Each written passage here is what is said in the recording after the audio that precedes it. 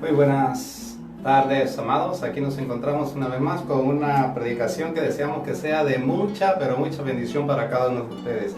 Este mensaje lo he titulado El Rey David como lámpara de Israel. ¿Sabe usted que hay veteranos que han predicado la palabra de Dios por 20 años, 30 años, 40 años o 50 años que no se fuman en pipa, como dice el adagio, ¿verdad?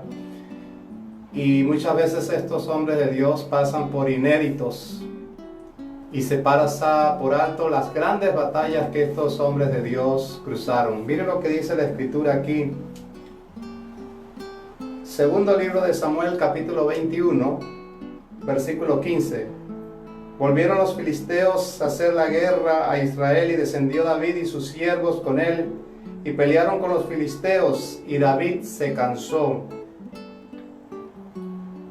E Isbenot, uno de los descendientes de los gigantes cuya lanza pesaba 300 ciclos de bronce y quien estaba ceñido con una espada nueva, trató de matar al rey David.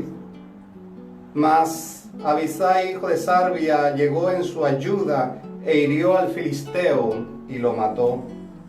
Entonces los hombres de David le juraron diciendo: nunca más de aquí en adelante saldrás con nosotros a la batalla, no sea que se apague la lámpara de Israel.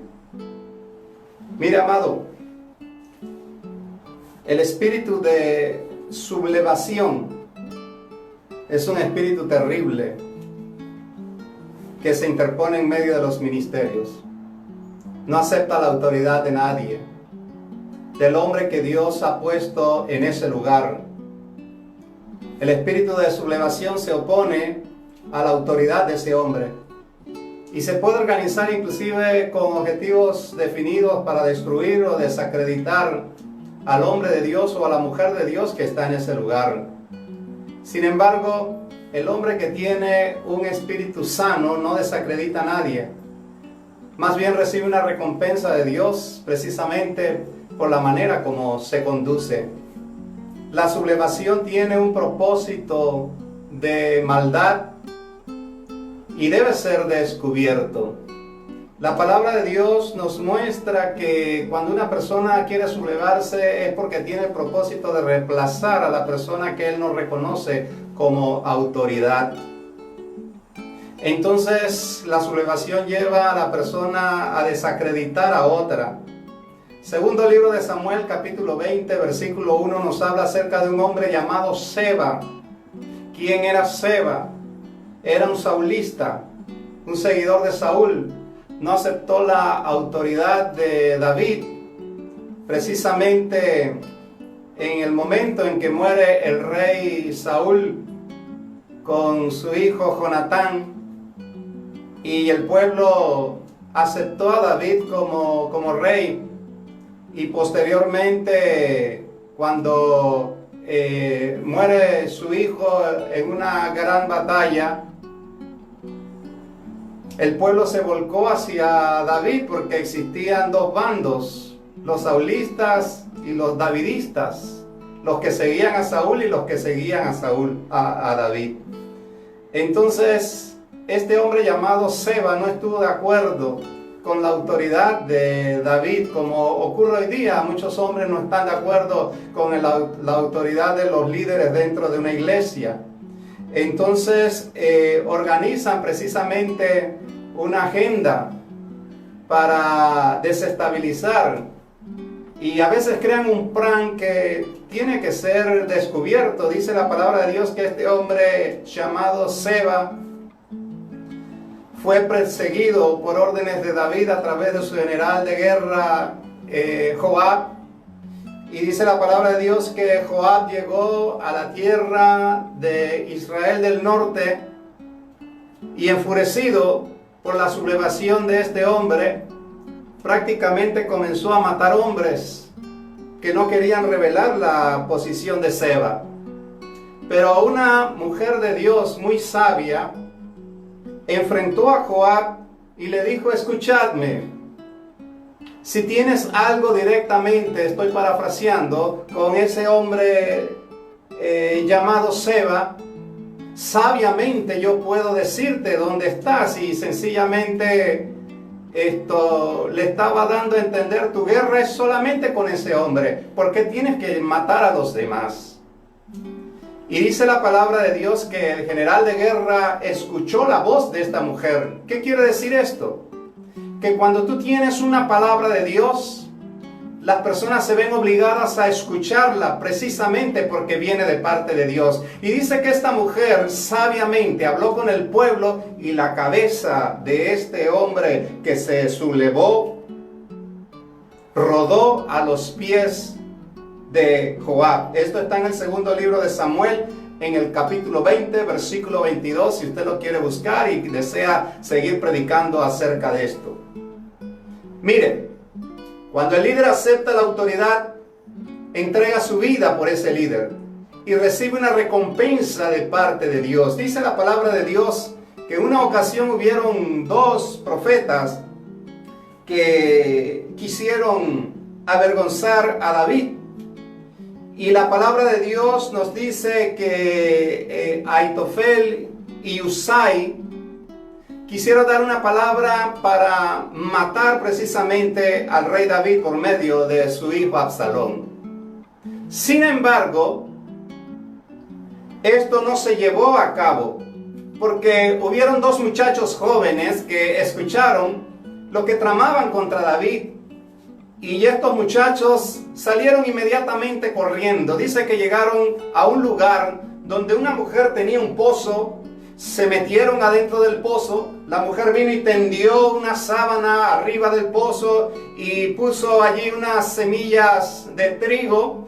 Así que cuando estos hombres que se estaban sublevando en contra del rey David, enviados por Absalón, preguntaron: ¿dónde están los hombres? Y la mujer dijo: van mucho más adelante. Sin embargo, estaban allí en ese pozo.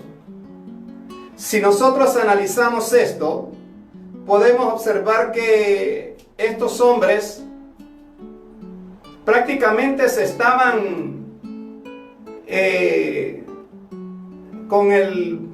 un momento podían perder su vida.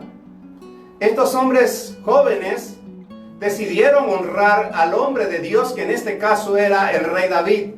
Prácticamente sacrificaron su propio cuerpo para no sublevarse contra el rey. Los hombres fieles son ascendidos por Dios precisamente a una posición que Dios le coloca en base a la fidelidad que ellos practiquen en un momento dado.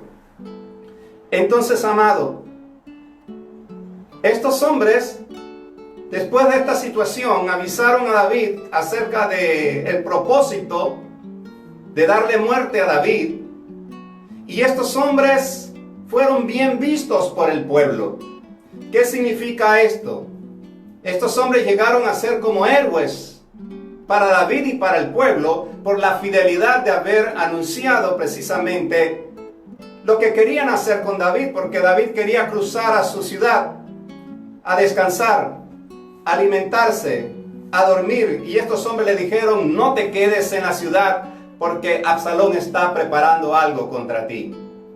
Entonces, estos hombres de Dios los encontramos en nuestras iglesias. Son hombres serios, hombres que reconocen la autoridad. Y estos hombres de Dios necesitan ser recompensados por los líderes de esa congregación. Necesitan un reconocimiento y a veces dádivas, y honrarlos precisamente por esa actitud correcta delante de Dios. Ahora bien, los rebeldes tienen que ser denunciados, tienen que ser desenmascarados. Y como dice Pablo, es necesario que lleguen al arrepentimiento y que pidan perdón en un momento dado, precisamente por los actos o aquellas situaciones de sublevación dentro del cuerpo de Cristo. Un hombre fiel debe ser capacitado para extraer la sabiduría de su mentor y preparado para convertirse en un fiel escudero, ya que en el futuro, de lo que siembras, eso vas a cosechar. Mire, amado, David era el mentor de esos hombres que más adelante destruyeron gigantes, pero David fue el primero que destruyó a un gigante. Los hombres de Dios, cuando alcanzan 20, 30, 40, 50, 60 años de ministerios, son hombres que tienen secretos de Dios. Son hombres estratégicos. Son hombres que se convierten en un general de guerra. Son hombres que tienen la capacidad de analizar como ministro, como pastor, no como oveja. Entonces, estos hombres no son como un soldado raso. Y por esta razón, por haber derribado gigante, por la trayectoria que tienen, ganan mucho respeto. El pasado de David era un pasado en el cual se conoció que había derribado a un gigante llamado Goliat.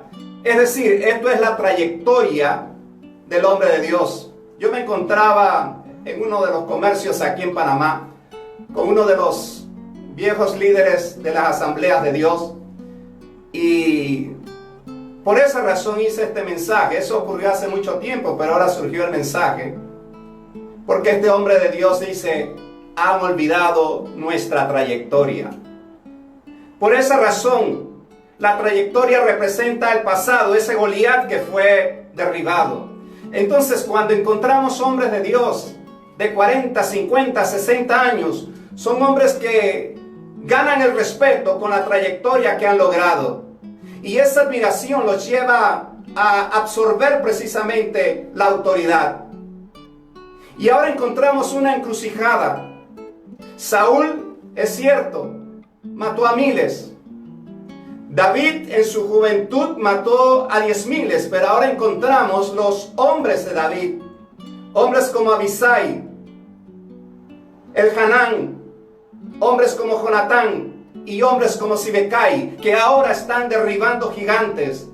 Así que primero Saúl mató miles, David mató 10,000, pero estos hombres que habían sido mentoreados por David en la cueva de Adulán, ahora estos hombres son precisamente los que están matando gigantes, y son los hombres admirados por el pueblo y que gozan de una autoridad. Y estos hombres, a pesar de que mataron a aquellos gigantes, a Isbais, a Asaf, a Goliat el Geteo, y aquel gigante que tenía 12 dedos en los pies y 12 en la mano, 24 en total, estos hombres eran los hombres de Dios, y estos hombres reconocieron a David como su mentor. Le correspondieron con la autoridad que a él le merecía.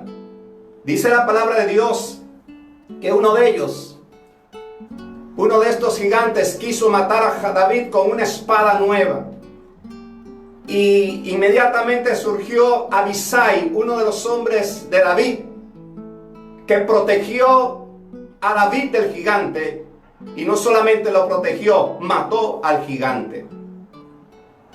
Y dice la palabra de Dios que este hombre dijo: juramos delante de Dios que no vendrás a nosotros en otra batalla. No porque lo estaba menospreciando, no porque David era un hombre viejo, sino sencillamente porque este hombre llegó a decir algo muy sabio: que no se apague la lámpara de Israel. David era observado como una lámpara que alumbraba, y se le dio el epíteto de la lámpara de Israel. Dios es un Dios de oportunidades para las nuevas generaciones. No porque David en este momento iba a ser asesinado por un gigante quiere decir que su trayectoria ya no sirve, o que la suerte está echada para él. No es así. Prácticamente pareciera que lo hubiesen regañado como un niño pequeño: te quedas en la casa y en la próxima ocasión no vienes con nosotros a la batalla. La Biblia arroja eso, pero en realidad estos hombres estaban protegiendo a su líder. Hay dos tipos de hombres: el hombre que destruye a su líder y el hombre que protege a su líder. Yo he trabajado con varios pastores en mi vida ministerial. Ninguno de ellos puede decir que en alguna ocasión yo comencé a serruchar su piso. Siempre respeté la unción de ese pastor. Porque hay dos tipos de hombres. El hombre que reconoce la autoridad y el hombre que no reconoce la autoridad. Sin embargo, la lámpara de Israel representa a ese hombre inédito, a ese hombre que se le ha olvidado su trayectoria, que pasa por desapercibido. Y sin embargo, David quiere morir como un soldado con las botas puestas, el hombre de 100 batallas. Y aquí en Panamá encontramos esos hombres de 100 batallas. Y según lo que nosotros cosechamos, otros van a recoger. Y de lo que sembramos, también nosotros cosechamos.